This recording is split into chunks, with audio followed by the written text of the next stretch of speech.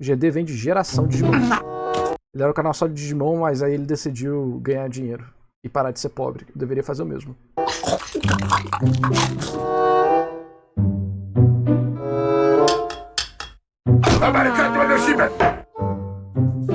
Diz aí, eu tenho certeza que vocês entenderam tudo que esse pinguinzinho falou, mesmo não conhecendo uma palavra sequer que saiu do seu bico. Isso é muito legal, né? Você vai pegar... Eu vou abrir o chat aqui da Twitch no celular, que eu não consigo abrir no PC. Mas isso é muito legal ver como você consegue conver informação sem falar nada necessariamente. Eu acho isso muito foda. Opa! Acho isso muito foda em questão de arte, sabe? É igual... Eu tava vendo o Shinoko. Eu já li o mangá de Oshinoko. Eu tava vendo o episódio novo, que é de teatro, né? E aí fala sobre a questão de você ter que exagerar no teatro pra passar a emoção, porque você não tem um tempo, a câmera e coisas do tipo. E aí eu tava pensando como realmente cada tipo de arte tem características muito inteligentes e todo um sistema por trás, sabe? Então eu admiro muito. Eu não gostava muito de teatro, mas minha namorada me botou pra ficar vendo musical. E eu comecei a tomar gosto pela parada. Exige um nível de habilidade muito grande, cantar, dançar, atuar. Então eu fui abrindo minha cabeça pra questões de outros tipos de arte, é bem legal. Bom, sejam bem-vindos à Antártida, o continente branco que fica ao polo sul do nosso planeta e que, acreditem, é totalmente feito de massinha de modelar da cor branca. Se tá duvidando, vai lá pra tirar a prova. Local em que existe uma vila de pinguins, que moram em iglus com suas famílias, se comunicam com uma linguagem própria, o pinguinês, e vivem uma utopia socialista. Pois é, a série protagonizada pelo pinguim mais famoso dos anos 90, por incrível que pareça, foi criada como uma resposta ao capitalismo desenfreado que a nossa sociedade estava começando a enfrentar ali no finalzinho do século XX, que, segundo ecologistas da época, poderia resultar na escassez de alimentos e o aquecimento global, que por consequência acabaria destruindo regiões como o Polo Sul. Segundo as próprias palavras do criador... Eu não posso falar nada, porque se eu falar uma coisa ou outra, não importa o que eu fale, eu serei atacado. Então eu vou ficar quieto, vamos só assistir. Criador desse desenho, a escolha de um pinguim, mais precisamente um pinguim-rei como protagonista, tinha como objetivo conscientizar as pessoas para questões ambientais. Seria como se ele estivesse dizendo: lutem contra o aquecimento global ou vocês vão acabar matando esses pinguinzinhos fofinhos. E a sua sociedade, que de realmente ter algumas lojas e uns pseudos comércios, na verdade não trabalhava com dinheiro, mas sim com um sistema de trocas. Reparem bem nesse episódio aqui, onde o personagem central simplesmente vai numa loja trocar uma campainha quebrada por uma nova. E isso, ainda segundo o próprio criador, era uma forma de criticar o sistema econômico. Como foi de pingo para aquecimento global e problemas climáticos? Porque literalmente o ponto do pingo é isso. Olha só, se destruir o clima, o pingo vai morrer. Ele falou aqui no vídeo, pô. Atual e enaltecer um estilo de vida mais simples. Bom, e a pessoa responsável por essa grande crítica social em forma de desenho é esse cara aqui, chamado Artman Gutman, um animador alemão, naturalizado na Suíça, que foi um dos nomes responsáveis pela popularização do estilo de animação Claymation, um estilo específico de stop motion, onde os personagens eram totalmente feitos de massinhas, que virou uma febre no mundo dos desenhos animados ali no finalzinho dos anos 80 e comecinho dos 90. Porém, por ironia... É muito doido, né? Eu acho, cara... É um estilo de animação muito diferente, eu acho muito interessante. E do destino, o tiro do nosso Otmar acabou saindo pela culatra. O desenho que ele criou acabou se tornando uma grande febre comercial, principalmente devido às emissoras de TV que os transmitiam. É porque assim, porque era bom, né? Pingo, independente do que o cara pensava, era um desenho bom, divertido, com personagens que as crianças gostavam. E ninguém... Esse vídeo é a prova que ninguém olhava pra Pingo e pensava numa utopia comunista, né? Até porque pra mim não é utopia ter que levar uma vaca pra trocar por 20 galinhas. Porra, não é mais fácil ter um... Faz o L toga. Valeu, um cap estatista. Valeu não. Pra mim é muito melhor você ter um objeto que simbolize valor e você pode usar isso pra lá e pra cá, né? É muito mais eficiente do que carregar uma fucking vaca. Mas enfim, eu acho que o que importa é a qualidade das histórias e se elas conectam com o público. que fortaleceu ainda mais o consumismo ou o capitalismo voltado para crianças. E segundo uma mulher chamada Marianne Buss, uma das amigas / colega de profissão do nosso animador meio comunista, infelizmente ele morreu muito triste ao ver que a sua série estava sendo usada como um produto de marketing infantil. Pois é, pra quem não sabe, o Otmar Gutmann faleceu em 1993 devido a um ataque cardíaco, e ele morreu Isso que dá a ficar preocupado. Sacanagem, F pro cara aí, pô, F pro cara, era um artista foda. justamente durante a produção do seu desenho animado. Desenho animado esse que, vale lembrar, ganhou novos episódios de 1990 até o ano 2000. Ou seja, mesmo após a sua morte, a série continuou sendo produzida, ganhando inclusive algumas continuações, feitas por outras produtoras, e até mesmo um reboot japonês. O que foi, digamos, uma faca de dois gumes, pois apesar da estética do desenho ter se mantida, a sua essência foi bem destruída. De certa forma, as séries posteriores seguiram por um caminho diferente que o nosso Otmar estabeleceu quando definiu o conceito do seu pinguim protagonista, do seu Hugo. Ok, eu sei que vocês estavam esperando eu falar Pingo, mas por incrível que pareça, originalmente esse personagem tinha um outro título. E nesse vídeo a gente vai falar melhor sobre essa versão original, além de estabelecermos uma ordem cronológica para a criação e desenvolvimento desse desenho incrível, que é definitivamente um clássico para nós, geração dos anos 90, Demais. graças à sua exibição pela TV Cultura. Assisti muito, Pingo. E eu também quero te mostrar o episódio proibido desse desenho. O episódio que assustou tantas crianças depois da sua exibição original, que acabou sendo banido em mais de 80 países. Comeu Então, o pai do afine Pingo. o seu pinguinês aí, porque a partir de agora eu só vou falando um pouquinho a proposta Eita, da apertei o obra botão original. aqui sem querer, E mano. talvez emissoras de TV diferente que as crianças nessa língua. Bom, pessoal, antes de tudo, eu quero falar que apesar do tom militante que eu pintei pro desenho no começo do vídeo, o Pingo não tinha nada de politicamente correto. A série não estava preocupada de forma... Calma. Foi nessa parte que eu tomei ban da outra vez. Eu tô com medo do Pingo mijando me dar ban de novo. Então vamos pular o Pingo mijando, pronto. fazer travessuras com os pais e vizinhos, ou se recusar a comer na mesa de jantar. E na maioria dos episódios, isso acontece porque o seu criador não queria fazer um desenho pedagógico. Ele queria que o Pingo fosse uma criança... Tô voltando com o meu canal Agora Narras. Espero que você curta e aceito críticas para melhorar menor que 3. Valeu, mano. Tamo junto. Pode deixar que a gente vai assistir seu vídeo sim, tá? E Killer, o seu vídeo tá aqui guardado, que eu vi que você mandou. normal, assim como ele foi na sua infância, e que as histórias não fossem focadas em necessariamente ensinar alguma coisa, Aí. mas sim que fosse mostrado o cotidiano de uma pessoa comum do final do século XX, para que todas as crianças pudessem se identificar com o Aí, porra. protagonista. Uma criança faz criancice, faz travessura. Hoje em dia o garoto...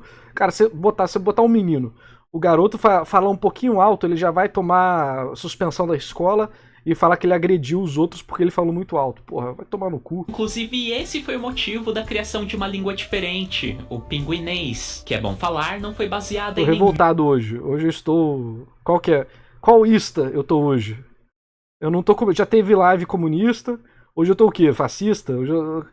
Tem vídeo que os caras falam Narras comunista confirmado. Aí o cara embaixo dele, Narras anarcocapitalista confirmado.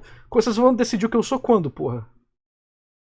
Nenhum comentário concorda um com o outro no que eu sou. Todo vídeo tem um comentário diferente falando que eu sou uma coisa diferente. Sou flamenguista hoje, exatamente, porra. nenhuma outra que existe. Aliás, Flamenguista. os bastidores sobre a língua original desse desenho é super interessante. Mas calma que logo a gente fala mais sobre isso. Antes, eu acho legal a gente comentar sobre a própria história do Otmar Gutmann, o gênio por trás desse desenho e um dos grandes responsáveis pela popularização da arte do stop motion, e que, infelizmente, não teve tanto reconhecimento assim em vida. Bom, nosso animador nasceu na Alemanha, mais precisamente 14 já? 14 já, José Queuraco. Valeu, mano. Tamo junto. Muito tempo, né? nos anos 30, mudando para a Suíça. Não existem tantas informações assim disponíveis sobre a sua biografia, mas, pelo que eu pesquisei, ele começou a se interessar por essa área dos desenhos animados lá para os anos 60, onde, por vontade própria, ele começou a participar como ajudante na produção de algumas animações. Animações que eu digo são comerciais para TV ou então curta-metragens feitos para premiações ou concursos. Só que vale frisar que todas as fontes que eu comentei diziam que ele era um entusiasta da área. Ele não era alguém com formação ou um verdadeiro profissional. Bom, e foi nesse período aí que ele aprendeu... Mas é o que, né? O que significa ser um profissional? Ter um papel falando que você é um profissional? Claro, né? Às vezes um papel reconhecido por um grupo de pessoas é uma forma de você validar que aquela pessoa ali tem um conhecimento. Né? Mas muitas vezes, se o cara empiricamente vai lá, faz, constantemente acerta, demonstrando conhecimento sobre aquilo, o cara é profissional, porra. Hoje em dia... igual, sabe, faculdade de computação. O que mais tem é programador que não tem faculdade. Que ele aprende, faz, resolve. E é isso aí, acabou, foda-se o papel. E se aperfeiçoou nas técnicas de stop motion e claymation. Então, nessa hora eu acho legal a gente fazer uma pausa na história dele para poder falar especificamente sobre essas técnicas, porque conhecê-las vai ser essencial para a gente entender melhor a produção do nosso Pingo. Bom, eu acho que todo mundo aqui conhece o stop motion, né? Que são aquelas produções tipo Estranho Mundo de Jack que são feitos com bonequinhos e maquetes. E a animação, na verdade, é uma sequência de fotos colocadas em sequência. Então, o Claymation é tipo uma variação dessa técnica, mas dessa vez com cenários e personagens feitos com massinhas de modelar. Portanto, teoricamente, é um tipo de animação mais simples. Acho muito bonitinho. Uma vez que as massinhas são moldáveis, então dá pra mudar as posturas e posições dos personagens de uma foto pra outra sem precisar trocar o boneco. Mas enfim... E foi com essa técnica aí que ele criou alguns curtas próprios nos anos 70, como esse aqui, que é o seu desenho mais antigo que eu consegui encontrar algum registro. E aparentemente ele ficou tão profissional nesse tipo de produção que acabou sendo contratado para animar os personagens para um programa de televisão. Ele participou da produção de uma série chamada Lucy a Terrível, um seriado lançado em 1984 que era meio um híbrido de live action com desenho stop motion, onde inclusive o nosso Otmar pôde demonstrar para o mundo como uma animação no estilo Claymation, a técnica que ele melhor se especializou, podia ficar tão boa quanto qualquer outro stop motion comum. E graças ao seu excelente trabalho nessa série, alguns colegas seus o aconselharam a criar uma animação própria, até para servir como portfólio, né, para ele apresentar para empresas ou emissoras de TV. E foi aí que ele criou esse desenho bizarro aqui, que não era nada mais que uma demonstração de como vários tipos de personagens diferentes se moviam com a sua técnica. Era meio como um amontoado de desenhos bem curtos, apenas para mostrar como ficariam animais, humanos... Era Tech Nemo. E outras criaturas desconhecidas, animadas no estilo do Claymation. E dentre essas demonstrações, estava uma animaçãozinha bem curta, de 30 segundos, mostrando um pinguinzinho, que no caso é o Hugo que a gente comentou lá no começo do vídeo.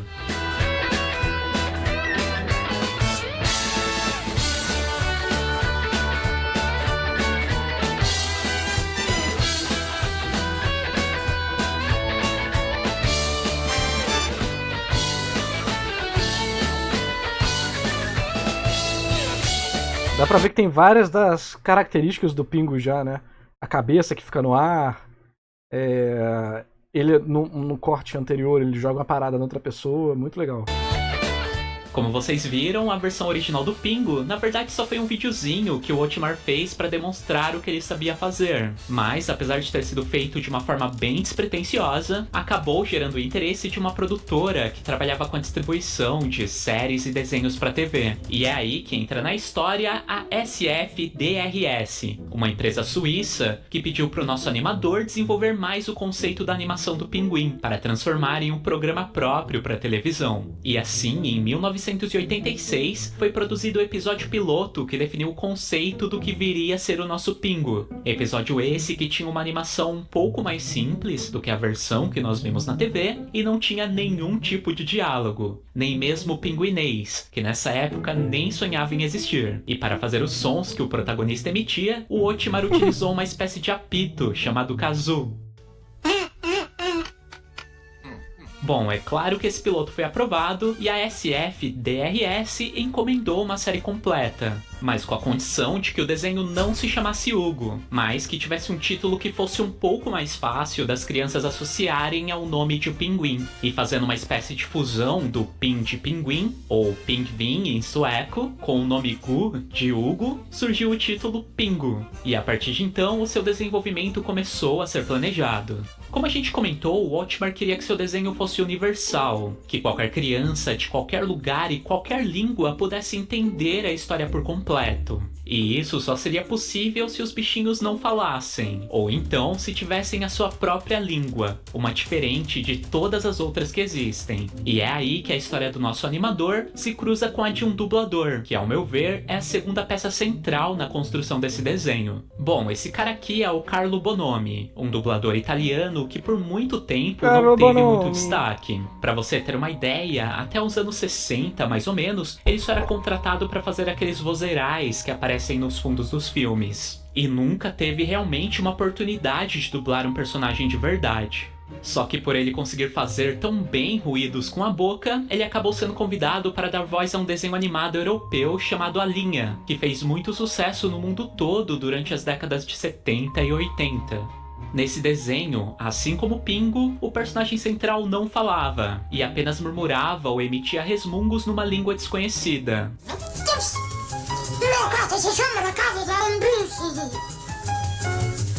E o Otmar achava tão genial essa ideia de uma fala que ninguém entendia o significado, mas ao mesmo tempo compreendia tudo que era dito, que não pensou em nenhum outro nome na hora de escalar alguém para fazer as vozes dos seus pinguins. E sim, o Carlo Bonomi fez as vozes de todos os personagens da série clássica do Pingu, até mesmo as vozes femininas. E foi ele, inclusive, que criou o pinguinês, que apesar de não ser propriamente uma língua, sempre tinha algumas palavras. Informação inútil que ninguém vai se importar, mas eu quero falar para demonstrar o meu conhecimento. A trilha sonora que ele está usando é a trilha sonora do filme Digimon Bokura no Wargame, a trilha sonora japonesa, no momento épico, quando o Omegamon vai finalmente matar o Diaboromon. É isso. Palavras que se repetiam, como Nut Nut, que o Pingu fazia ao transformar o seu bico numa espécie de corneta. Mas enfim, e com a questão dos diálogos resolvida, se iniciou então a produção do desenho, que ocorreu nessa casa aqui, localizada em Ruskon, Suíça, que com o tempo acabou se tornando uma empresa chamada Pingu Studios. Local esse que concentrou a produção da série entre 1986 até o ano 2000. Pra você ter uma ideia de como a produção de Pingu era trabalhosa, olhem aqui o tanto de bonequinhos que eram feitos para cada episódio, todos com bases de isopor e modelados em massinhas, que inclusive eram reaproveitados e não descartados, e por isso as prateleiras sempre eram cheias de pinguins. Para as expressões faciais também existiam centenas de cabecinhas diferentes, para eles irem trocando de uma cena para outra, ou seja, foi trabalho para um caramba. Não é à toa que a produção, apesar de ter começado em 1986, só foi estrear na TV no ano de 1990. E o 4 anos de pré-produção. Mas aí ele já tinha muito material, né? Preparado pra depois só ficar trocando, que mesmo assim deve dar muito trabalho. É óbvio que ficou muito bom. A série se tornou rapidamente muito popular e literalmente ganhou o mundo. Ao todo, foram mais de 100 países que transmitiram Pingu, sem precisar fazer nenhuma dublagem ou tradução. Ou seja, o objetivo do seu criador tinha sido atingido. Só que no auge do sucesso, infelizmente o nosso Otmar veio a falecer. Pois é, e o mais triste é que ele morreu antes mesmo de ver o seu desenho premiado como o melhor programa de TV pela Prixualo, a premiação. Porra. Mano. Que porra de troféu é esse? O povo tá achando que eu vou falar que é triste. O cara, mano, que porra de troféu é esse, mano? Nada a ver, todo torto, mano. Ah, não, nada, você tem que entender que representa uma estrela do mar. Foda-se, mano. Feio pra caralho. Que é considerado o Oscar da produção audiovisual da Suíça. E com a morte do seu líder, o restante da equipe da Pingu Studio se viu numa encruzilhada: encerrar a produção ou continuar em forma de legado. E a opção escolhida foi a segunda. A opção escolhida foi de vamos fazer dinheiro, porra! Que foi bom por um lado, uma vez que o desenho sobreviveu na TV até os anos 2000, porém foi ruim por outro, porque obviamente por se concentrar em apenas uma série, a companhia acabou entrando em colapso e faliu quando o desenho foi cancelado. E foi aí que o Pingu foi comprado por uma empresa de desenhos da Mattel, chamada Hit Entertainment, que é responsável por séries como Thomas e Seus Amigos e Bob o Construtor, e que até tentou dar uma sobrevida pro nosso pinguinzinho. Porém, eles acabaram descaracterizando um pouquinho a proposta da obra O Pingu deixou de ser comunista e falhou, pra você ver, né? original, e talvez por isso esse revival não tenha ido muito adiante. Pra começar, eles simplesmente acharam que o Carlo Bonomi estava velho demais para dublar, e contrataram outros 2 dubladores novatos para que imitassem o seu pinguinês. E depois houve uma mudança na personalidade do próprio Pingu, que acabou ficando um pouco mais responsável e maduro, se preocupando mais em fazer tarefas de casa e ajudar a sua irmã. Ah, por isso que deu errado, pô. Criança não quer ficar vendo isso. Criança quer ver caos, quer ver o pinguim mijando na parede, batendo nos outros, porra, explodindo a casa, sequestrando o irmão. Ou a criança quer ver o caos, pô. Quer ver, a criança é responsável. Não, mano, o moleque quer chutar bola na janela do vizinho, quebrar o vidro, bate na cara da mulher, perfura o olho dela, ela começa a gritar de dor. Caralho, fiquei cega, aí o garoto tem que sair correndo, fingir, botar a culpa no outro garoto. O outro garoto vai preso, aí o Pingu faz... Não. Entendeu? Era isso que a criança quer ver, porra. Não quer ver ajudar a irmã porra nenhuma, não, mano. Vale lembrar, não era bem a ideia que o Otmar tinha para o seu personagem. É bom destacar que ele queria que o Pingu fosse uma criança mais natural e menos politicamente correta. E com tantas controvérsias por trás, não é à toa que essa tentativa de continuação só durou 3 anos. E em 2006, o desenho foi definitivamente cancelado. É bom falar que a Hit Entertainment tentou fazer uma série o mais fiel possível à original, mesmo com algumas mudanças. Inclusive, eles tiveram cuidado de usar os mesmos modelos de massinha que o Otmar utilizou lá na década de 90, porém dava sim pra notar que o desenho estava diferente. Mas enfim, só que o seu cancelamento no ocidente não significou o final definitivo do Pingu, pois, curiosamente, esse desenho fez muito sucesso. Japonês, salve o Pingu. E eu até arrisco em dizer que maior que em seu próprio país de origem, lá na Terra do Sol Nascente. Ao ponto de que em 2017, um estúdio de animação japonês se interessou em comprar os direitos do programa para fazer uma versão própria para passar na TV. E assim nasceu o Pingu na Cidade, que dessa vez foi feito em computação gráfica e não stop motion. A história também ganhou algumas mudanças, como a inclusão de uma espécie de centro comercial lá na Vila dos Pinguins, onde o Pingu, inclusive, chegava a desempenhar algumas funções em alguns capítulos, como cozinheiro ou maquinista de trem. Que, como vocês sabem, não era bem a visão que o criador... Mas se o japonês vai botar o Pingu pra chutar velha na rua? Não vai, mano. Tinha que fazer o Pingu virar humor trash japonês. Não pode virar criança responsável, mano. Original queria pro seu desenho. O pobre do Otmar deve ter se revirado muito no túmulo com esse Pingu servindo ao sistema capitalista. Mas enfim, como curiosidade, eu acho legal a gente falar da única polêmica envolvendo o nosso pinguinzinho fofinho, que, por incrível que pareça, teve realmente um episódio banido em vários países. Se você, assim como eu, também assistiu essa série lá nos anos 90, deve saber de qual capítulo eu estou falando. E é claro que só podia ser o de número 26. O episódio que finaliza a primeira temporada. Caraca, a temporada finaliza com um sonho alucinógeno que traumatizou um monte de criança no mundo todo. Realmente, isso é muito cinema. Chamado O Sonho do Pingu, que é onde o nosso protagonista tem um pesadelo com uma morsa gigante terrível. Olha só pra cara desse bicho. Impossível não ter medo. Aliás, essa morsa também era um daqueles personagens que o Otmar tinha feito para demonstrar a sua técnica antes da criação do Pingu. Bom, pelo que eu me lembro, esse capítulo foi sim exibido no Brasil pela TV Cultura. Só não sei se ele foi ou não censurado nas reprises mais recentes, né? Comentem aí se você já chegou ou não ao vê-lo. Coitado, o bicho morrendo de medo. Mas é que dó, isso. mano. Esse é o nosso... Que dó do Pingo, mano. Fiquei com dó de verdade. Pingo, um desenho simples, sem histórias mirabolantes e nenhum diálogo 100% entendível. Que Um idiota, desenho que mano. não tinha pretensão de ser pedagógico ou politicamente correto, como são as Caralho, animações de hoje em viado. dia, mas que mesmo assim conseguia passar algum tipo de mensagem ou aprendizado. Pingo era uma série que mostrava a vida cotidiana, a vida simples, numa época onde as crianças eram realmente crianças Ah lá, e não ah nasciam. lá, eu disse que joga bola e quebra a janela e mata a véia. Iam com smartphones ou tablets grudados no corpo. idiota, Poderíamos até mano. dizer que essa foi uma das últimas séries realmente feitas para o público infantil se identificar e assistir, já que os desenhos de hoje mais parecem que foram criados com o intuito de agradar os pais do que o seu próprio público-alvo. Mano, viu? O cara era completamente Giga Shed, Based, Red Pilado. Quais são as outras gírias da garotada aí?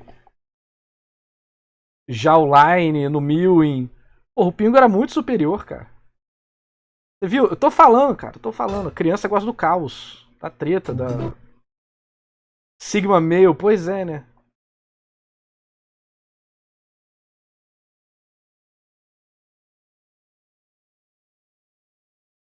Sigma da Bahia. Ai, ai. Dê a hora da play aqui